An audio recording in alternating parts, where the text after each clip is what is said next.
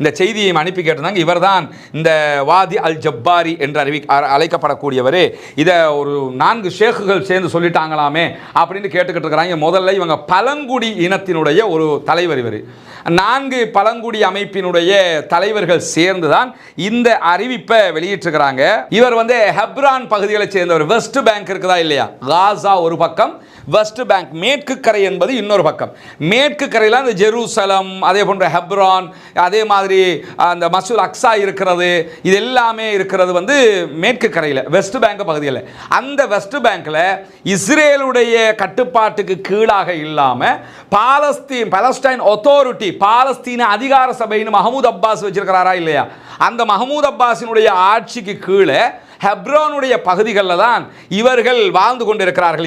இவருடைய இந்த 3 பழங்குடியின தலைவர்கள், பழங்குடி மக்கள், அந்த குழுவுக்கு இவங்க தலைவர்களாக இருப்பாங்க. அந்த குழுவில் ஒரு குழுவுக்கு தலைவர் தான் இந்த ஜப்பாரிங்கிறவர். இவர் என்ன பண்ணுறாருன்னு கேட்டால், இவரும் இவருடைய 4 இனக்குழுக்களுடைய தலைவர்களும் சேர்ந்து ஒரு கடிதம் ஒன்றை எழுதியிருக்கிறாங்க. அந்த கடிதத்தில் அவர் என்ன சொல்கிறாருன்னு சொன்னால், நாங்கள் இஸ்ரேலாகவே மாறுறதுக்கு ரெடியாக இருக்கிறோம்.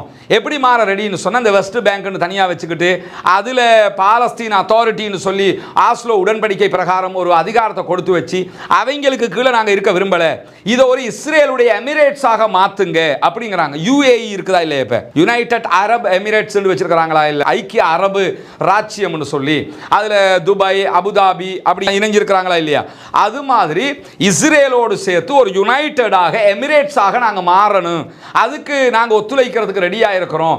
இந்த பாலஸ்தீன் அத்தாரிட்டிங்கிறத கலைச்சு விட்டுருங்க, பாலஸ்டைன் அத்தாரிட்டியை ஒரு உங்களுக்கு கீழே இருக்கக்கூடிய ஒரு மாநிலம் மாதிரி வச்சுக்கிறங்க, அதே மாதிரி ஹெப்ரோனையும் உங்களுக்கு கீழே இருக்கக்கூடிய ஒரு மாநிலம் மாதிரி வச்சுக்கிறங்க, எங்கெங்கெல்லாம் நீங்கள் இடங்களை கைப்பற்றுறீங்களோ அதையெல்லாம் உங்களுக்கு கீழே இருக்கக்கூடிய மாநிலங்களாக வச்சுக்கிறங்க.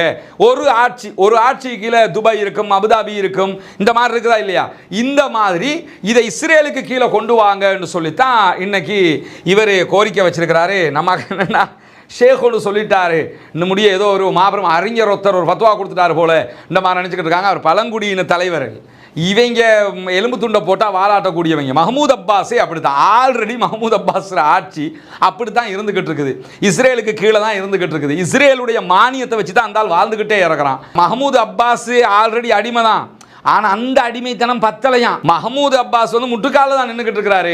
நாங்கள் மல்லாக தூங்கிறதுக்கு ரெடியாக இருக்கிறோம், காலில் விழுந்துறதுக்கு நாங்கள் ரெடியாக இருக்கிறோம்னு சொல்லி இந்த இவரோட சேர்த்து ஒரு 4 பேர் இன்னைக்கு ஒரு அறிக்கையை வெளியிட்டிருக்கிறாங்க. அதுதான் அந்த எமிரேட்ஸை உண்டாக்கணும்னு சொன்னால் இந்த எமிரேட்ஸ் கதை தான் சொல்லியிருக்கிறாங்கன்றது சுருக்கமாக புரிஞ்சுக்கிறேங்க.